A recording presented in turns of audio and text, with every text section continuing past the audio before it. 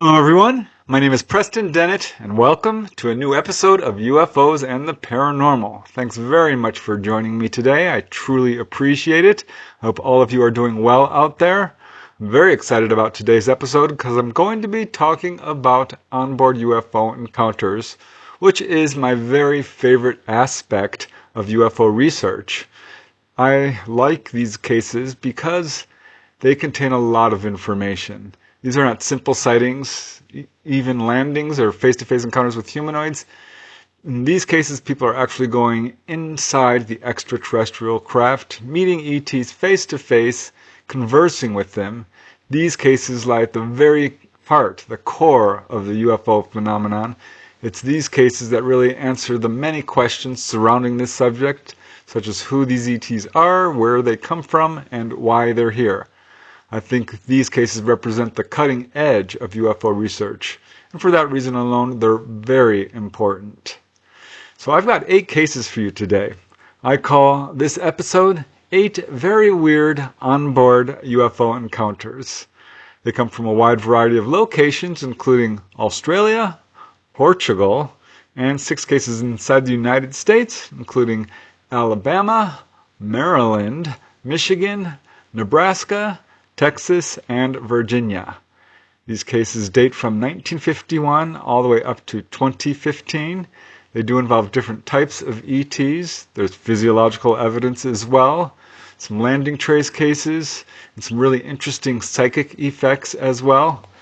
And yeah, these are more obscure cases. I'm guessing you probably haven't heard of any of these. They are a little bit different and unique and offbeat.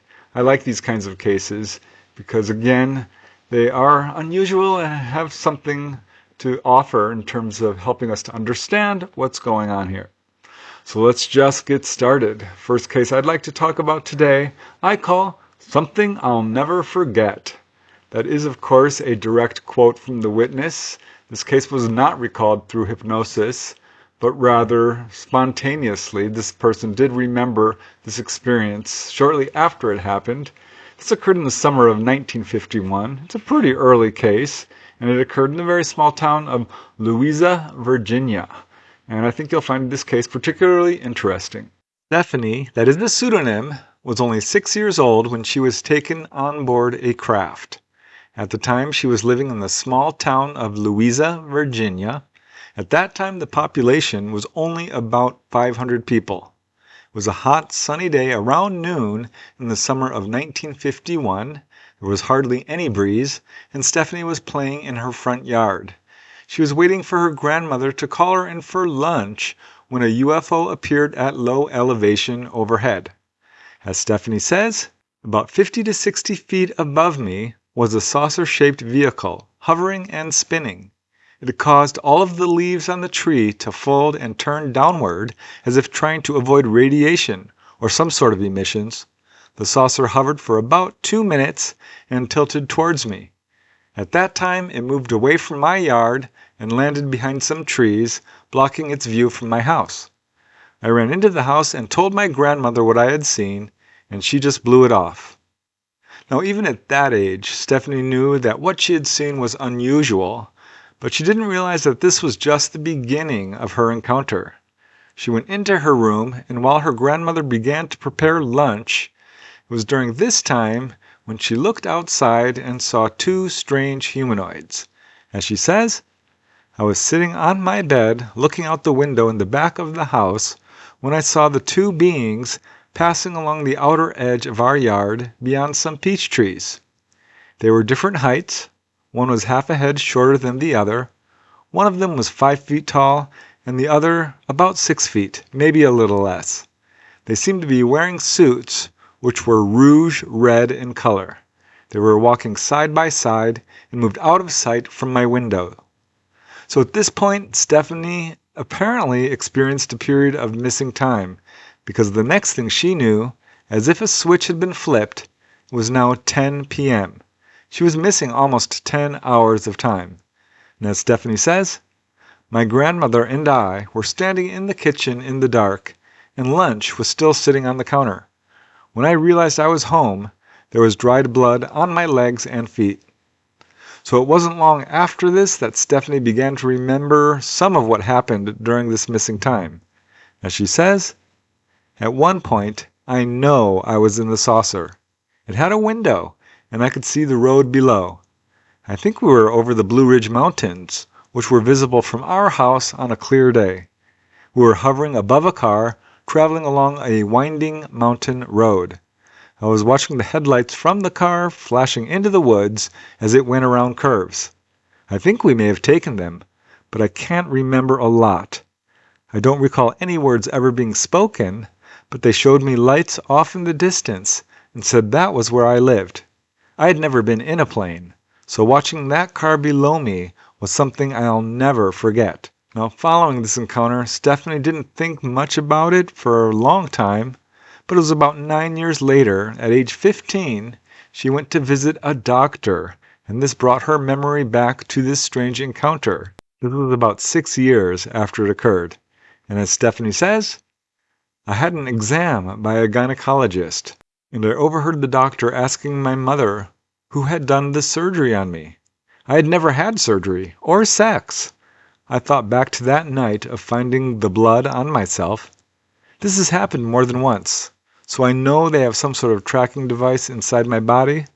I'm now in Florida, and they did some sort of scanning on me.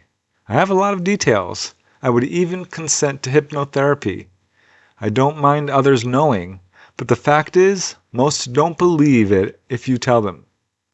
So Stephanie did report her experience to MUFON in 2014, writing, and I quote, "I'm a 68-year-old, and I am not a nutcase. I've never had any mental problems. I have a friend who is an FBI agent, and I gave him the written details as well. Thanks for listening." As you can see, the witness is very sincere about her experience, and the way she describes it, you can tell it was quite emotional for her. It was a very profound experience, and having 10 hours of missing time, it's clear to me she probably doesn't recall everything that happened, but she recalls some. And again, as she said, this was something she never forgot. So this just goes to show how an experience like this, even early in childhood, can affect you for the rest of your life. It's truly amazing. Now let's move to the next case, which is equally astonishing and very unusual. It's got some aspects to it that are only very rarely reported. And I've got more to say about it, but I'll talk about it afterwards, because I'd like you to make up your own mind about the nature of this case. At any rate, I call this one, "This Can't Be Happening." This occurred one evening in October 1975 in Rockville, Maryland. This is a single witness case. He did recall this consciously without the aid of hypnosis. I think that's important because there are a lot of skeptics out there who are saying, oh, onboard cases rest solely on the recall through hypnosis. And that's simply not true. So that aspect, I should say, makes this case really interesting and important. And yeah, as we'll see, it's very unusual. This onboard encounter was reported by the witness to NUFORC, the National UFO Reporting Center. He provided his first-hand written eyewitness testimony, starting by saying, "This is something I have only recently been willing to talk about." So he reported his encounter in the hopes of finding other people in the area who might have had a similar experience around the same time. The witness is anonymous. I'll call him Michael. He was 19 years old when his encounter occurred. It was one evening in October 1975 in his house in Rockville, Maryland. As Michael says, "I was suddenly aware that I appeared to be outside of my house and looking down at my house. I remember seeing the roof of my house and the street below me. I appeared to be floating above my house. Then I saw the silvery side of a disc-shaped classic flying saucer. I was somehow transported and floated up into a classic silver flying saucer. I clearly remember seeing the hull out of the dark where the two ends converge. I was absolutely stunned, thinking, what the? This can't be happening. That is a flying saucer. The thing was parked above our house in the dark, but I could see it in the dark." So the next thing Michael knew, he was actually inside the craft. As he says, "At the next instant, I am inside. I see what appears to be an American human military man, a United States Air Force officer in full uniform. He had black hair, slightly overweight. He seemed a little angry and was yelling at others. I think I may have said something to this person, and he was mad because I was awake. I seemed to be floated around inside what appeared to be the outer perimeter of this craft and placed on some sort of operating table. I didn't seem to be walking, or I couldn't feel my legs.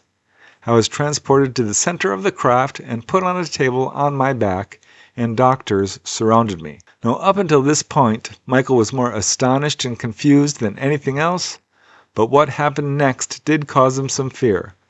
As he says, I had the awareness that they were performing some sort of brain operation. This caused me tons of mental and spiritual discomfort, anguish, and fear. I felt that during this time, I was outside my body and was watching from behind the surgeons. I was incredulous and shocked at this experience, wondering at that time, was this really real? Was it really happening? I recalled hearing their voices, but I don't know what they were saying. My mind seemed to be cracked open. I can hear others conversing, but the words are not understandable, but I can understand their communication among themselves. So this seemed to Michael to go on for a long period of time, and the next thing he knew, he was waking up in bed the next morning. He immediately remembered what had happened, but was so shocked by his recall that he really didn't know what to think of it. As he says, I knew that there was no way I could ever reveal this to anyone, ever. It was just too incredible. I was very scared at the whole experience. I was shocked by it all. It all had a very unreal feeling about it, but I could not be sure. For the next 30 years or so, I would never discuss this with a single soul. I was too scared to admit it, for anyone would think I was nuts. So although he considered at first that it might have been a dream, he eventually had reasons to believe it was real. As Michael says, my condition was not at all what I would call normal. I felt I wasn't simply dreaming. It didn't feel like a dream. It had a very real aspect, yet I was sort of out of touch with what was happening. I felt like a bystander. In a dream state, I seem to accept everything that happens, no matter how bizarre, as real. But in this incident, and all during it, I was continually rejecting it, thinking, this is impossible. This can't be happening. And as each level unfolded, I continued to be confounded at the content.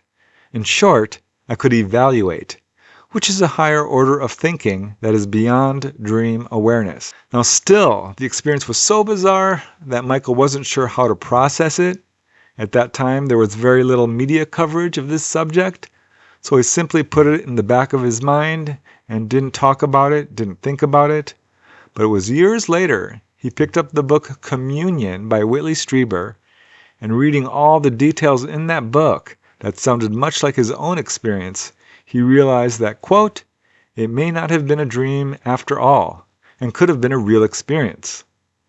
There was one line he read in the book where Whitley was describing the feeling that ETs may have implanted something in his brain, and for Michael, this was the last straw. As he says, that realization that my experience may have been true was almost too much to handle. That solidified for me that it may indeed be real.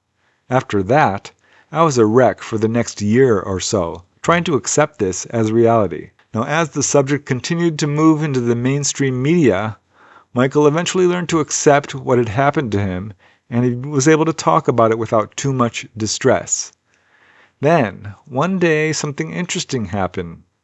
He came upon the photo of General Curtis LeMay and was shocked to see that this man looked almost exactly like the man he had seen on board the craft, the military officer, so much so that he speculated that they might be one and the same. Overall, while the experience was disconcerting and scary at the time, he's now okay with it, and as he says, I have since reconciled this. I was apparently unharmed, just a bit freaked out, as we say. I wanted to report it officially somewhere so it can go into the record.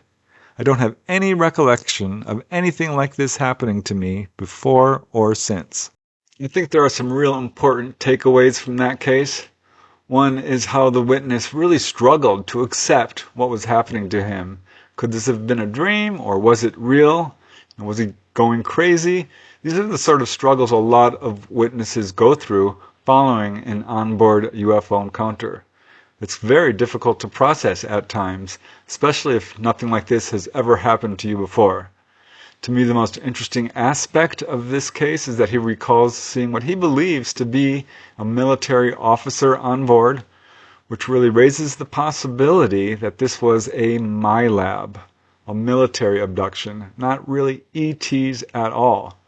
Very hard to say for sure, but it certainly has some of the markers we see with MILABs in terms of there being a military officer on board. Also interesting to me is that he believes he identified this military officer as Curtis LeMay. I found that fascinating because Curtis LeMay has been implicated as knowing about UFOs. He did come up in a prior episode I did, so I found that to be a really interesting and unusual detail. I don't know if this was a MILAB or not. You can make up your own mind about it, but it certainly sounds like a legitimate case, however you explain it, as a genuine ET encounter or something else. And also interesting to me is how he got confirmation years later after reading the book Communion. I can't tell you how many people I've talked to who picked up that book and were really shaken up because it had details, or the picture on the cover, which really confirmed to them that they were having these kinds of encounters. Amazing.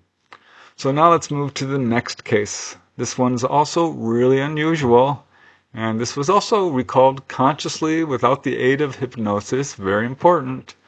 I call this one, "I cannot reveal what I saw." That is a direct quote from the witness, as we'll soon see. This occurred over a period of time and involving several incidents from 1977 to 1979 in Funchal, Portugal. This is on the island of Madeira, a pretty small island actually, but pretty heavily populated. And this case has some very strange elements to it, one of the most interesting being that the witness claims he was taken to the ET's planet. This case comes from researcher Pedro Barbosa, PhD, who interviewed the witness personally. Per Pedro, the witness was very confident about the reality of his experiences. He was honest and related with considerable emotion. The witness is anonymous, so I've given him the pseudonym Gustavo. He was 19 years old at the time of his encounter and lived on the small island of Madeira. That's about 286 square miles of area, and he was in the city of Funchal. His first encounter occurred around 5:30 a.m. one morning in December of 1977. As Gustavo says, "I began to hear a fantastic sound. A light opened up in my room. I looked up and saw a large and fantastic flying saucer. Then a voice spoke. It was an extraterrestrial being, speaking in barely comprehensible Brazilian, and said among other things, 'Do not fear death, because God created terrestrial and extraterrestrial beings with spirit.' Per Gustavo, during the whole time the craft was hovering outside his window, he was completely paralyzed. The episode lasted only a few minutes, and as the light faded and the craft left, he was able to move. And this turned out to be the first of several strange episodes, because it was only 8 months later, in August of 1978, he was driving back to Funchal, east of the city, and he saw a large, quote, flying saucer hovering over the Pinaculo viewpoint, which you can see here. But it was 5 months later at 5:30 a.m. one morning in the first week of January 1979 that he says he was visited in his bedroom by a human-looking female extraterrestrial. As Gustavo says, "I was in my room when I saw an extraterrestrial woman who signaled to me with her hand. Then she smiled and left." So it was a brief experience, but his most amazing encounter happened just a few days later, on January 8, 1979. He suddenly woke up to find himself standing on the ground in front of a classic flying saucer. It had an opening in the center and a ramp extending to the ground. And as Gustavo says, it seemed to be made of light. I don't know what it was like. I can't explain it. He climbed up the ramp, went into the craft, which he found out was quite large on the inside. And as Gustavo says, I saw them again. They took me. The interior was full of buttons, and it had windows that looked like televisions. The interior was cloud white. In that room were 4 UFOs. They gave me a gentle push to enter. I sat in a chair, and when we left, the one speaking to me said, "Take another chair in front of the window to see the world and the planet." I saw our world, our planet, from a great distance, and I disembarked in another civilization. They spoke to me in English now, imperfect but understandable. I could tell they were learned. Now Gustavo said the ETs looked human and were, quote, extremely beautiful. He said they wore tight-fitting, pale yellow jumpsuits and darker colored boots. He doesn't really remember anything else from that encounter, or if he does, he didn't share it. But on February 8th, he had his final experience, and he said he was taken to their planet again.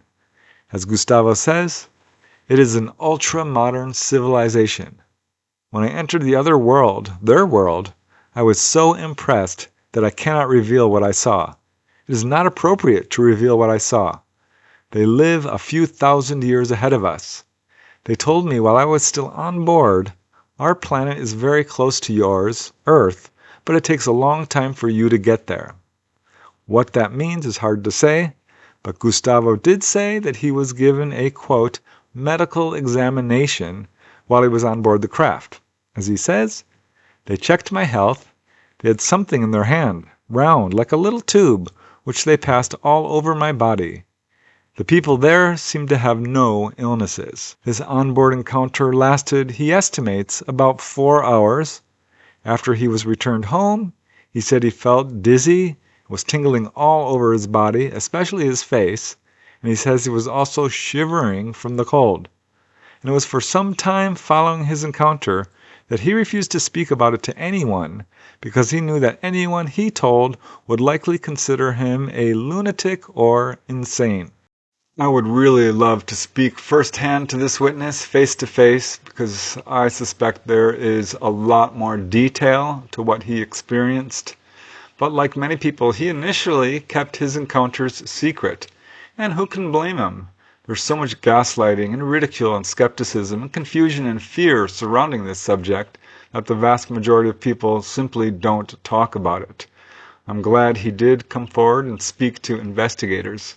But yeah, I am sure you could write a whole book about what this gentleman experienced.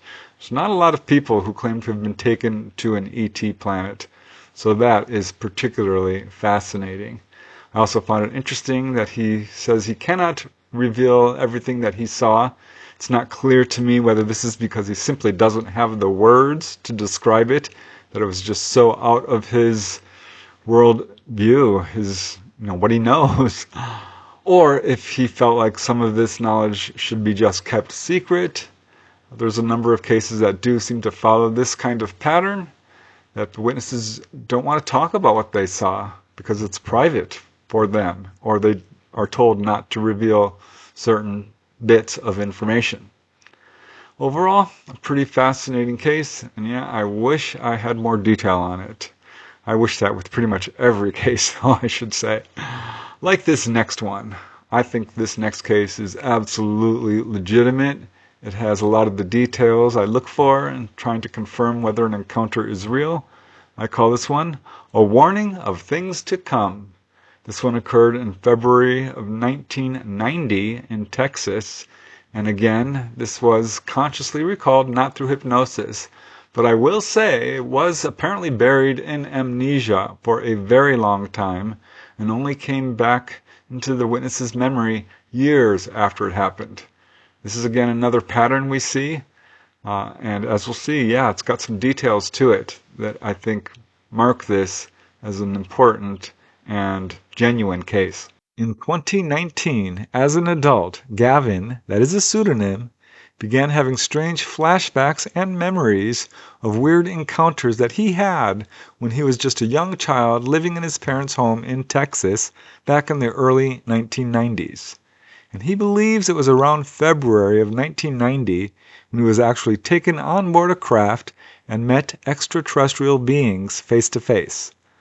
The experience began when he felt a strange floating sensation, as if being on a cloud is how he described it, and then suddenly he found himself in a brightly lit area. He was unable to move anything except his eyes, but he looked around, and as Gavin says, I remember eventually seeing three beings. They were human-like in appearance, similar facial features, short but not tall. The primary being was in front of me, several feet away, the second was to my right side, and the third was behind me. Now Gavin soon learned that he had been brought on board for a purpose, and the purpose appeared to be being shown and warned about future events that were to soon take place on our planet. As he says, they started to show me future events on this floating, moving monitors to the front left side of me. The monitors were kind of like 26 inches or so, like television screens, but without the trim and buttons. There were many. They were moving left to right, almost like on an invisible floating conveyor belt. Now the images shown to Gavin were both concerning and alarming. They appeared to show various calamities facing all of humanity in the future. As Gavin says, I recall seeing natural disasters, disease and famine, pain and suffering, blood being shed, wars between nations that led to World War III, death and destruction. These events were not like on a timestamp or anything. It was like icon visuals or markers in time. I recall being very emotional and thinking and asking, why is this happening? What and where? I remember getting answers back telepathically from the primary being in front of me, and the being told me that I was safe and not to worry, that I was okay. I know there was more to this conversation telepathically, but I still cannot recall it all. It was like they were warning me of things to come. Now Gavin believes there may have been more events that occurred, but the next thing he remembers is waking up on the lazy boy recliner in his living room, curled up, with no memory of how he had gotten there. At the time, he assumed that he must have slept walk, but years later, when he was in his late teens and early adulthood, he did become aware of the presence of a small, oval-shaped foreign body lodged between his lower right jawbone and skin. He was actually able to physically move it around slightly without any pain. It felt to him like it was covered with some sort of thin coating. So this appears to be an implant of some kind. But at this point, he totally forgot about this object, and it wasn't until 2019 when his memory of his childhood encounter began to return to him, and was partially because he started to see things happening in the world that he had been warned about during his onboard encounter. As Gavin says, when it comes to certain events and timelines as a marker, it is like I know what is happening before it happens. It is hard to describe the feelings you get knowing that stuff. Like before it happens, and then you see it or hear about it on the television or a news article. For example, I knew Queen Elizabeth was going to pass away in 2022. I knew there would be the end of the Pope's reign before the former Pope recently passed away, among other events that have recently happened or eventually will happen. I hope not, though, but on our current course, it is happening the way I was shown the events. All these events are like a marker in time. That is the best way for me to describe it. It's kind of like opening Pandora's box. You want to close it, but you cannot. The events are pretty detailed or descriptive in my mind still, and are as real as when the three beings showed them to me. To this day, if I really think about the events, I get emotional. So while the entire encounter and the information the beings shared were concerning, Gavin ultimately feels it was a benevolent encounter. As he says, I felt like the three beings were more like us than not, and that they cared about us genuinely and had compassion. I can only imagine what it's like to have an experience like that, where ETs are showing you basically what amount to future events, and then having them happen. This does turn up in quite a few cases, so that is really interesting, and it shows once again that one of the reasons ETs contact people is to basically warn them about the fact that we are on a pathway towards self-destruction. I mean, that's undeniable. We can see it happening right before our very eyes, and ETs are doing their best to warn us about these kinds of events. And it's very consistent regardless of what type of ETs people are seeing. So I think that is an important and very prominent pattern of UFO contact that really speaks to why they're here. I also found it interesting that this witness, although he was frightened at times, felt that this was a purely benevolent experience, that these ETs were very much like us, more like us than different. And he felt that they were very loving and compassionate. So I think that's a very encouraging detail. So now let's move to the next case, which is a little bit darker, a little bit scarier. I call this one, I have never been so afraid in all my life. This one occurred in October 1990. Now I'm a little sketchy on the date here. It's possible it was the 1970s. I'm unclear about the exact date here, but I don't suppose that's terribly important. It did occur in Australia. There's a city or a town called The Entrance in New South Wales. It's a coastal town. That's where this case occurred. It is a single witness case, but the witness did identify herself. We know who she is, and very interestingly, she's actually a very famous psychic. That's another pattern we see. ETs seem to be very attracted or often contact people who have profound psychic abilities. And this one is an unusual case for sure. This next case comes from astrologer Gary Wiseman, who published the case in his column in the Australian People magazine, and it also appeared in the International UFO Journal in an article by Australian researcher Bill Chalker, who followed up on the article and spoke firsthand to the witness. The witness is a famous Australian clairvoyant and psychic by the name of Winifred Krauss. At the time of her encounter, in October 1990, she lived in a city called The Entrance. This is located along the eastern coast in New South Wales, Australia. Her experience began in the middle of the night. And as Winifred says, "I'll tell you what happened. I was in bed. I didn't know if I was dreaming or what it was, but suddenly I was absolutely petrified, absolutely terrified. I had never been so afraid in all my life. I was shaking my husband, and in my mind's eye I could see outside, and I could see them all around, shortish creatures they were. I was absolutely besides myself." Now her husband woke up and turned to her and said, "Oh, I want to get up and go out." And she turned to him and said, "No, you mustn't move. Stay with me." And the next thing she knew, she found herself somehow transported to a different place. As Winifred says, what happened was that I was taken up. I was in this place. There were people sitting around. It was all very clinical. They were sort of in a semi-trance state, if you like. They had me on a bed. It was like a proper medical aluminum bed. They were sort of pummeling me. They had slanted eyes and silver outfits. They were sort of communicating to one another with this strange sound. They treated me as if I was a bug on a table. That's all, as though I was just a bug. They were pummeling my stomach and everything, and I was saying, "Well, you don't have to be so cruel. Can't we be friends?" That sort of thing. They just didn't take any notice of me at all, and I was really, really terribly upset. Now, per Winifred, the beings were about 1.3 meters tall. That's just over 4 feet. The sounds the beings made, she said, reminded her of insect noises. Suddenly, without warning, she found herself back in bed, very confused about what had just happened.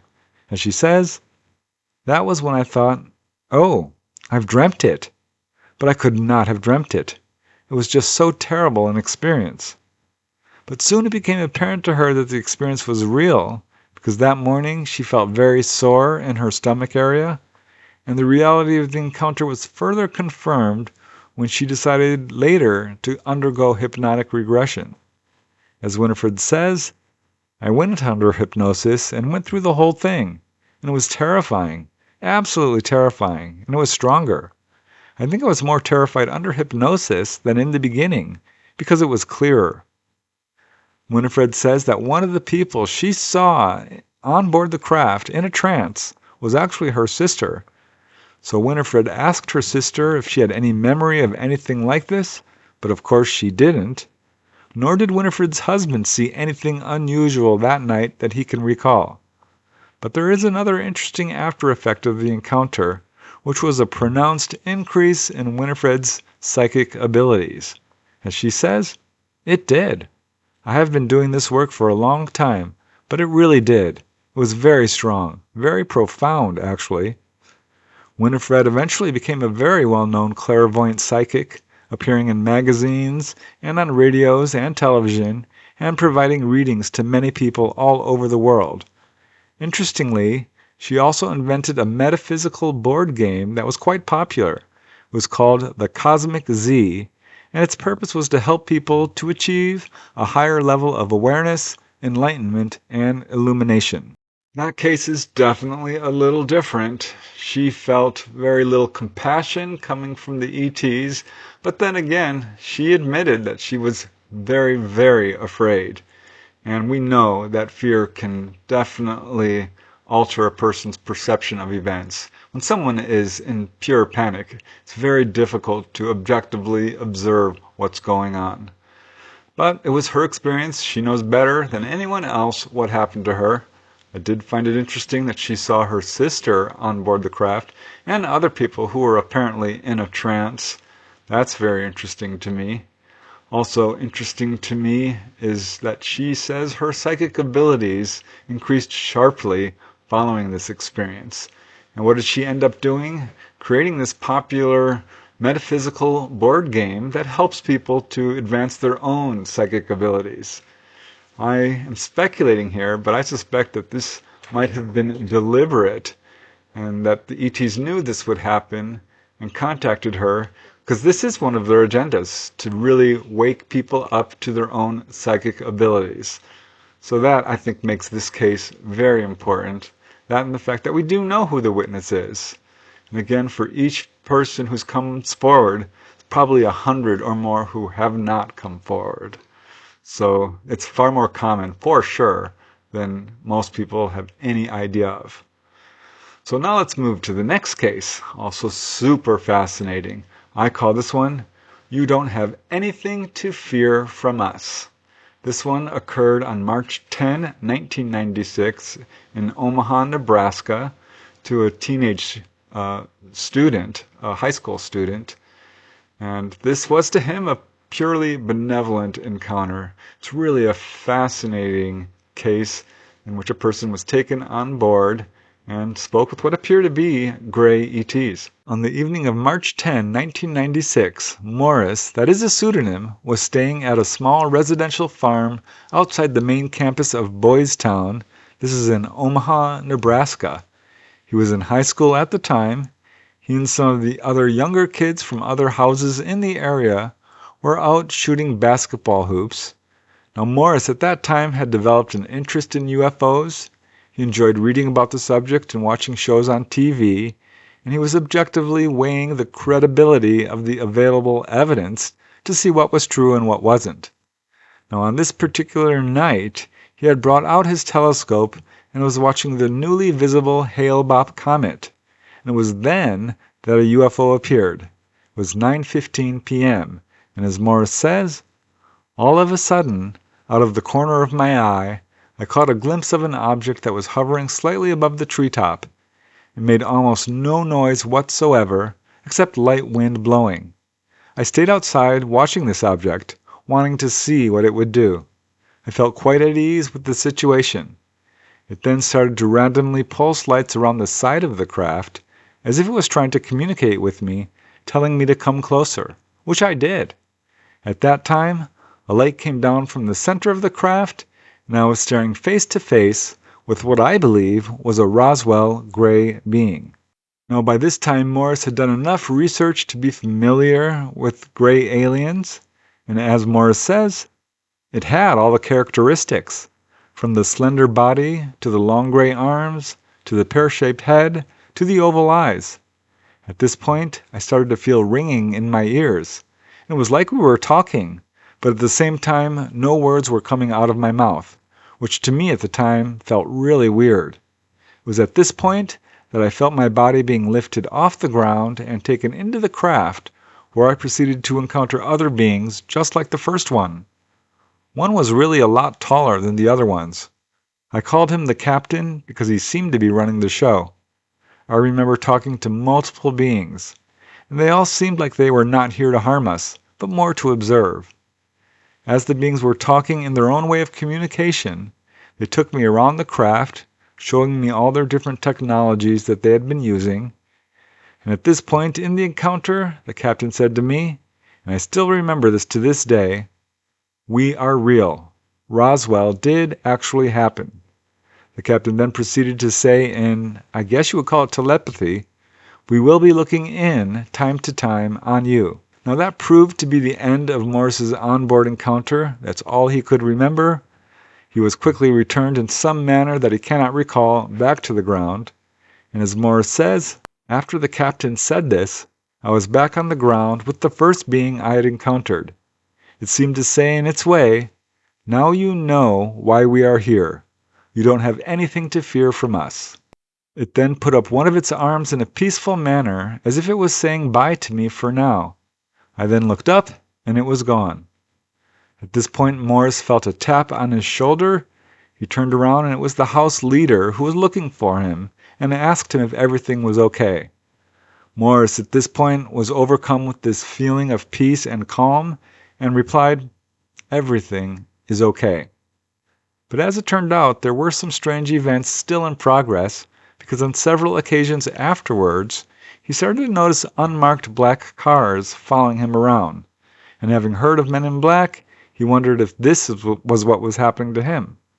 Now, after he graduated high school and moved back to his home state of Kansas, there were no more visitations by these mysterious men in black. I would love to do a follow-up with this witness because it's rare that a person has just one experience, a one-off. I really wonder if he perhaps had experiences as a younger child or perhaps other experiences following this onboard encounter. It's also interesting to me that he was followed by what he believes to be men in black or government agents. Not unusual. I know many cases of contactees who deal with surveillance and being followed by government agents and this sort of thing. A really amazing case because he didn't feel a lot of fear and actually had a pretty interesting and benevolent encounter. So now let's move to the next case, which was also, per the witness, a pretty benevolent encounter. And again, not recalled through hypnosis. You'll notice that none of these cases involve hypnosis. So here's another one. This one I call this case an incredible amount of love. This one occurred on December 15, 2012 in Auburn, Alabama. And this is another experience which took place in the middle of the night. And the witness really struggled with wondering, could this have been a dream or not? But as we'll see, she found reasons to believe that this was not a dream, but really happened. This case was reported by Cheryl. That is a pseudonym. She wants to be anonymous, but she reported it firsthand to MUFON, the Mutual UFO Network. She always had vague memories of having strange experiences as a child, but never was really able to pinpoint anything or remember any actual details. But she had recently been experiencing, quote, "a deep fascination with UFO phenomena, questioning of reality, and a deep spiritual awakening." So her experience occurred at around 3:30 a.m. on December 15, 2012, while she was in her home in Auburn, Alabama. And it started with what she initially believed was a dream. As Cheryl says, "I felt as if I was dreaming, and I was back in my childhood home several miles from where I actually was. In the dream, I woke up and wandered outside as if I was being called to do so. I was then in my former neighbor's front yard. There was a silver disc with 3 very beautiful human-like beings. One felt male, and the other 2 felt female. This was a sort of telepathic feeling. I just sensed who they were, and they felt familiar to me, almost like meeting long-lost relatives. They emanated an incredible feeling of peace and love, and other things that I just cannot put into words. Now at this point they were standing outside the craft, but the next thing Cheryl knew, she was being taken on board. As she says, they ushered me into the craft. We ascended straight up. I don't really know what was going on outside the craft, although it did not ascend by any means we know today. The craft itself was operated by one of the female beings. The craft seemed to know her. The male and other females sat on either side of me, and we had a deep conversation about life, existence, and our purpose here on Earth. We then arrived wherever we were. I have no idea where. Again, it just felt familiar. We exited the craft, and we were inside of a building. There were many more beings of the same type. The area was large, very beautiful and bright. There was an enormous sitting area where we continued to discuss very deep subject matters. The other entities were also communicating. It was like a council or a meeting. I felt such an incredible amount of love that I did not want to leave. Suddenly they told me that I had to come back, that I would be okay, and that they would always be with me. Now that appeared to be the end of the experience. As Cheryl says, I suddenly woke up in bed. I dismissed it as a lovely dream. Cheryl did share this with her husband, but with no one else, and it wasn't long afterwards that she had reason to think that this experience might have been more than just a dream, and that it might have actually happened exactly as she remembered. As Cheryl says, a couple of days later, while checking my mailbox, I noticed a circular pattern in the grass in my front yard. The grass was bent over, much like you would see in a crop circle. I asked my husband what it was, and he had no idea. Then I realized that the dream I had had actually occurred, and the craft had landed in my front yard. I told my husband about it, and of course he dismissed it. We never talked about it. But it was almost 6 years later that Cheryl brought up this experience again with her husband, and this turned out to have some interesting results, because as Cheryl says, recently it came up in conversation, and I said, what could have caused the indentation? I wished I had taken a picture. To which he replied, we should have had the soil sampled. He admitted that when I first showed him, the first thought he had was UFO. And then after telling him the story, he was so internally shaken up, he couldn't think about it. So today, Cheryl feels that the experience was perhaps an actual onboard experience, but she admits she does not want any attention. As she says, keep in mind, I'm a mother and a professional, and I do not want to be deemed as crazy. That case makes me wonder how many people have had these kinds of experiences and just pass it off as a dream. It was just pure luck that she went out and saw this crushed circle of vegetation, or a circular mark in her lawn, which really prompted her to believe that this could have very well been a real experience. And that's what prompted her to report it, although it was some time later. And again, most people don't report it. She was anonymous, made it very clear that she's a professional with no history of mental illness in her family. This sort of thing really makes me have great empathy for these witnesses who have to brave all the ridicule and skepticism surrounding this subject.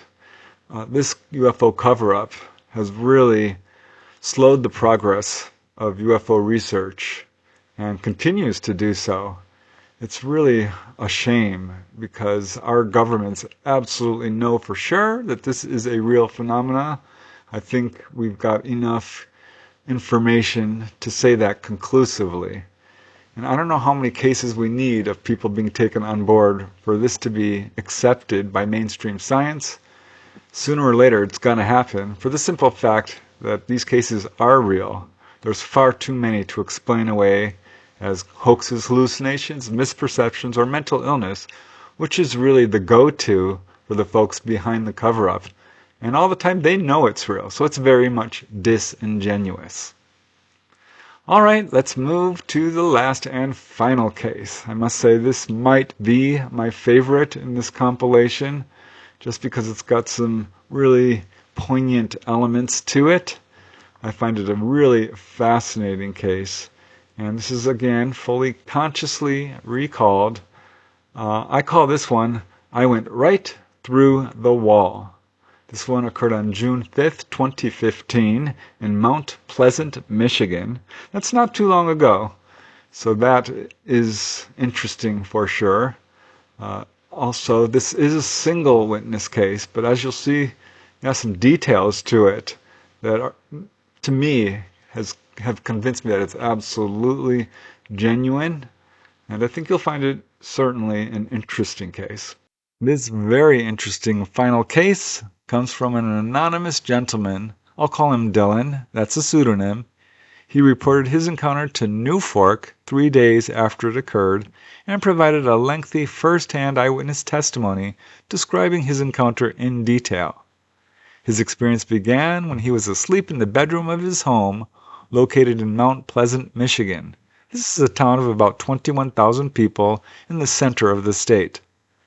The first hint he had of anything strange was when he woke up to the feeling that somebody was breaking into his house. As he says, I went to have a look, and as I went to get up out of bed, I found myself paralyzed in place. I felt really scared, like I was having a nightmare or something. When I tried to close my eyes, I couldn't close them, and I looked up around in the air.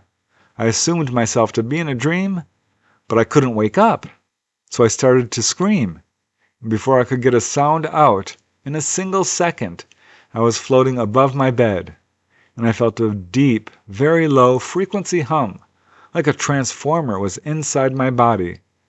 Then I could see behind me, back at my bed, and my cat, who sleeps by me, didn't even seem to care or notice that I wasn't in bed anymore.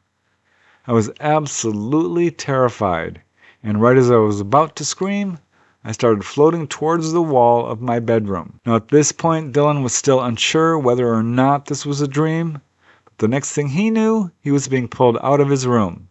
As Dylan says, to my shock, I went right through the wall, like I was a ghost, or the wall was liquid.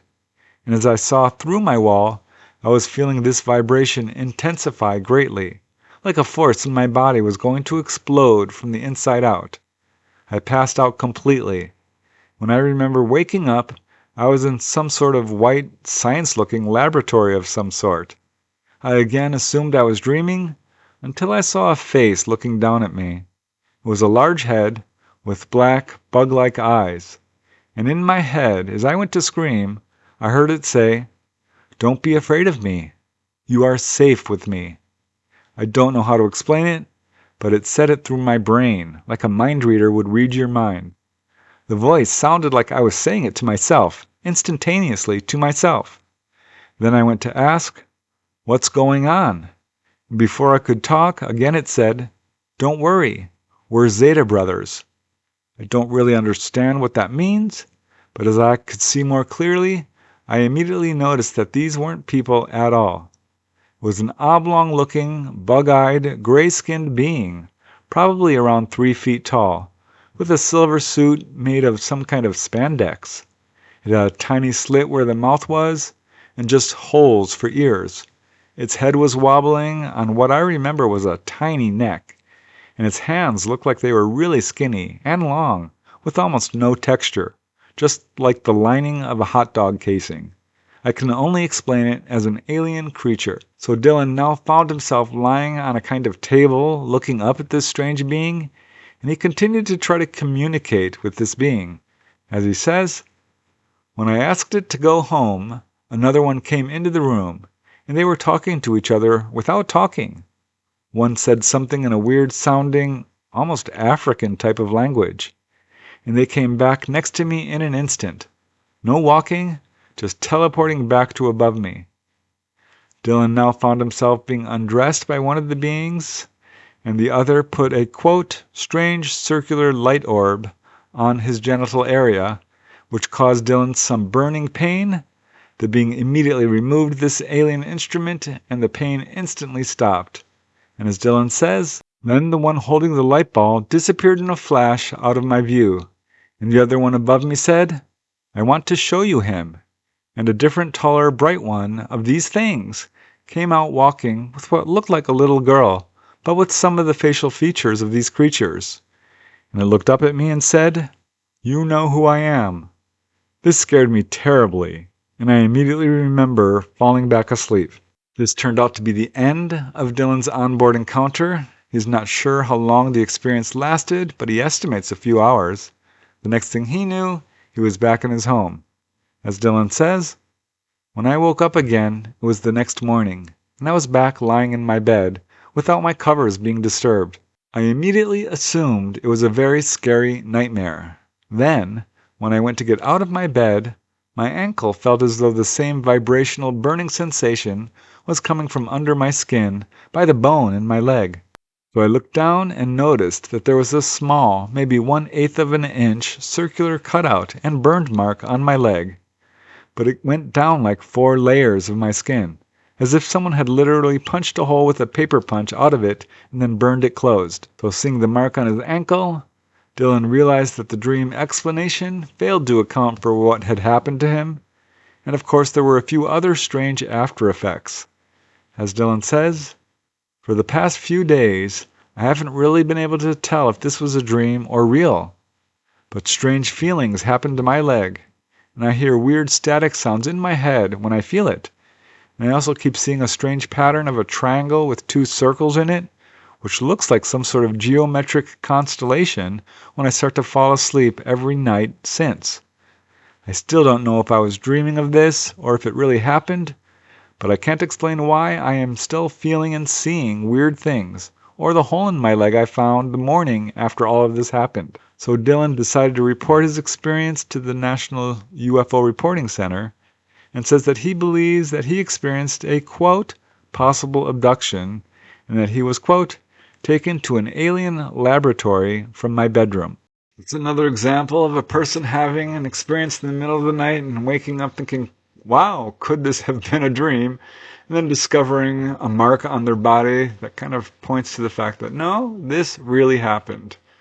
To me, the most interesting aspect of this particular case is that he describes seeing a half-human, half-ET little girl who said, you know who I am. I honestly think, although the witness didn't say this, I think that that might have been his hybrid daughter, because that is one of the reasons people are taken on board. They have their genetic material taken, and they basically have hybrid children on board. So although the witness didn't say this, I have interviewed enough people who've had that kind of experience that I think probably that's what's going on here. But an amazing experience, and again, I have great empathy for people who are struggling to figure out what's going on with them. And kudos to him for reporting it.